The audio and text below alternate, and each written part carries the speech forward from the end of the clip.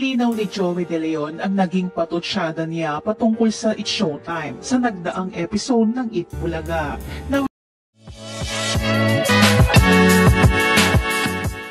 Tindang ang maraming netizens dahil sa mga banat ng TV host na luluhod ito sa isang noontime show kapag nakaabot ang show ng 15 years. 15 years na nga yung Showtime. Ba't ko hahamunin yun? Mahal namin ang Showtime dahil kasabayan namin, dadalawa na lang kami.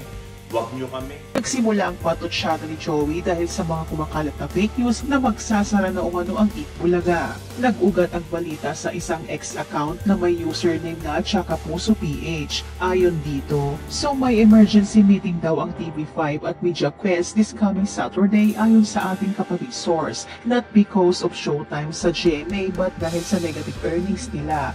2 months na daw walang kinikita ang TV5 at Media Quest sa Eat Bulaga.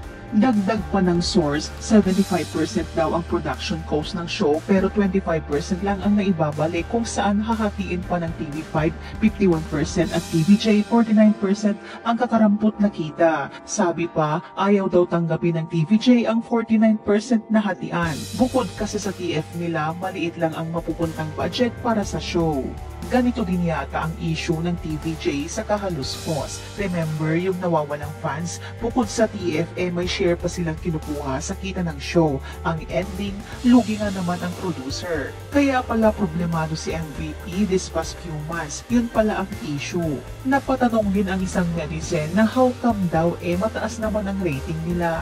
Yes, pero malakas kumabig sa salapi ang TVJ. Daming kinuhang host. So papasweldohin bukod sa TF nila, milyon ang bawat isa, bukod pa sa staff nila. So ang ending, liliit ang mapupunta sa Media Quest at TV5.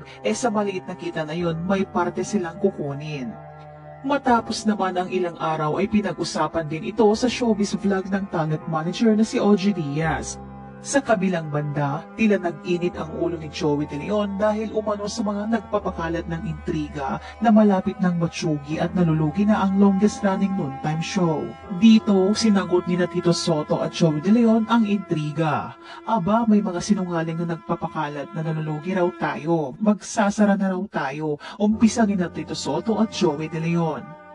Ano, magsasara after 45 years? Hirit naman ni Alan K. Sabi ng mga sinungaling, sagot naman ni Tito Soto. Inggit lang mga yan kasi hindi sila kasama sa top 5 longest running TV shows in the world. Hirit ni Joey. Para mapatunayan na tayo'y hindi nagsisinungaling at sila'y mga sinungaling, bukas bibigyan natin ng kopya ang media ng ating file sa BIR ng income tax. Dagdag pa ni Tito Soto. Hinamon din ni Joey ang hindi niya pinangalan ang show pero hindi naman lingid sa kaalaman ng lahat na ang pinuntirya niya ay ang It's Showtime. Ito muna hamon ko, umabot muna kayo ng 15 years, baka luluhod ako sa harap niyo. 15 lang ha? Say ni Joey. Bastusan na kasi ang labanan, siraan, walang kwenta, mag-enjoy lang tayo. Umabot muna tayo ng 45 years, top 5 longest running TV show in the world. Mainggit kayo, dagdag pa ni Joey. Hindi naman nagustuhan ng maraming netizens ang mga banat ni Joey, kaya naman may mga hanash din ang mga ito. Haha, sa October 24 this year, mag 50 years na ang It's Showtime. Antayin ko pagluhod ni Master Joey De Leon. Hahaha, paano kaluluhod kung nasa sementeryo ka na? Ala naman nagpaparinig, si Joey De Leon lang talaga ang sensitive at iyakin. Basta ako nanonood ng Showtime at Itbe. Mukhang bothered na TVJ kasi may katapat na. Dapat quality entertainment yan hinahanap ng tao. Hindi ang pangyayabang kung gaano ka katagal kasi kung boring na panoorin nilipat talaga yung iba sa kabila.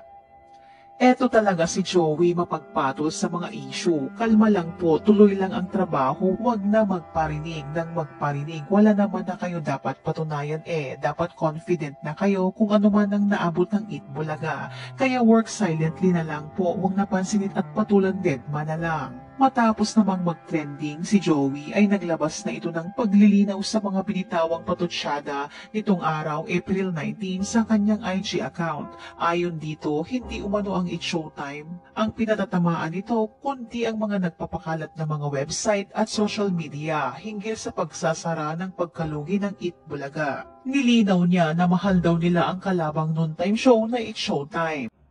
Kaya hinamon ko 15 years. kung tatagal yung mga nagpo-post na yon. Hindi Showtime. Oy, happy anniversary Showtime ah. 15 years na nga yung Showtime. Ba't ko hahamunin yun?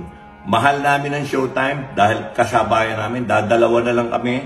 Huwag nyo kaming pagsabungin. Hindi po kami, magkakaibigan din kami. Ang pinapatungkulan namin ni Tito, yung mga nagpo-post.